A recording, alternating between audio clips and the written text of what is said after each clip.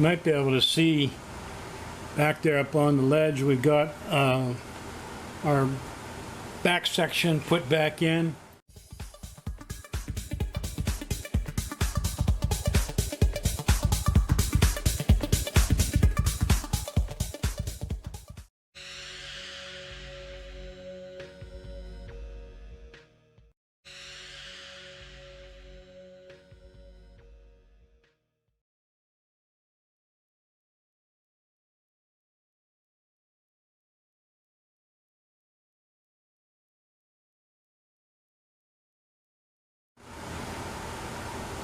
You might be able to see back there up on the ledge, we've got our back section put back in, and we have our floorboard in place and our lid closed. We had to go in and attach that lip on the box for the side curtain. There's a lip that the metal comes up and returns over the rear cross brace, and at least the piece I had was nailed in place. I didn't like that, so I went along there and fastened it down with some screws. And probably what I'm going to have to do, I think the screws are sticking up just a little bit. I'm probably going to have to go and relieve the back edge of that lid just a little bit to clear the screws. I'll have to look at it yet, but anyway, we've got all of that in place. We went and tied our side together so we're good and sturdy there. And what we're working on now is this seat, and we have this hinge mechanism that attaches to the seat, and this part goes into a bracket that's on the backrest.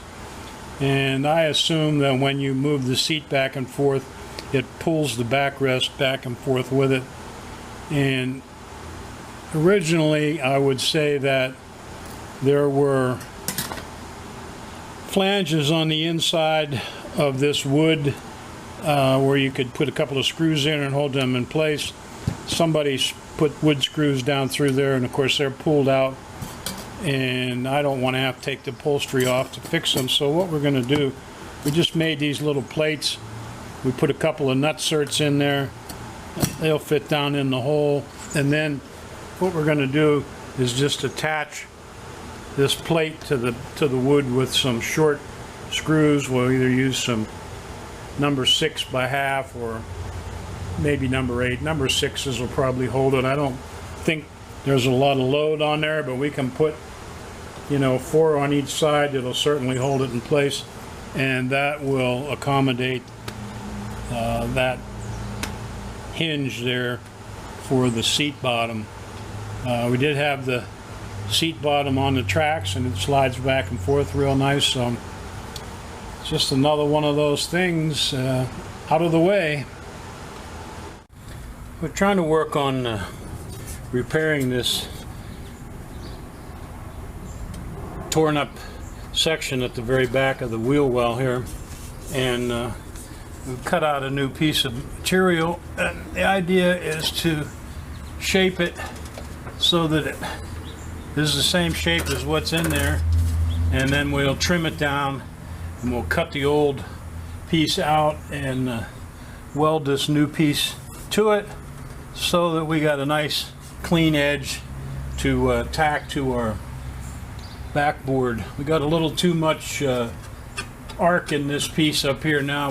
We can take a little bit of that out and see if we can get this to fit a little better. Just kind of work it flat a little bit, and I think it'll come in all right. The very edge here we got a little too much.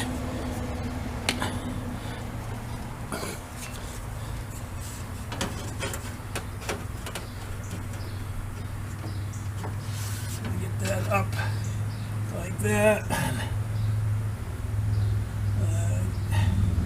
think we'll be pretty good there, pretty good with that. Still got a little bit up here we got to take out, but we're getting there.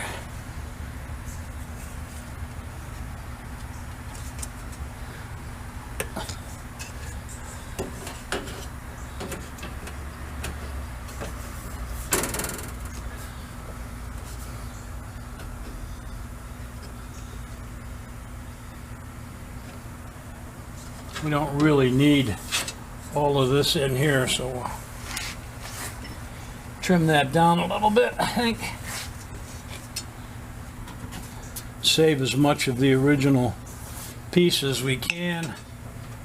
We need to come in there about 2 inches, I think, will be fine.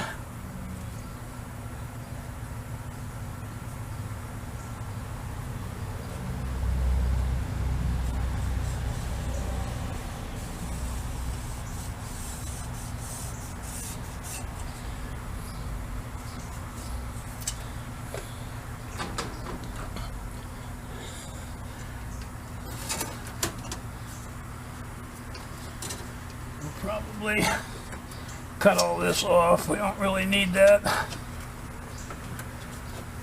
Hopefully the material underneath is good enough that we can tack to it. That'll alleviate. I think we got to come across here though, and a little bit of an arc up in here, just to make sure we cover our bases.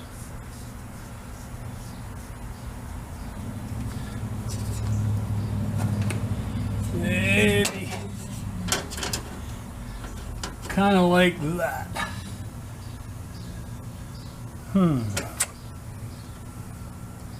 Yeah, kind of like that.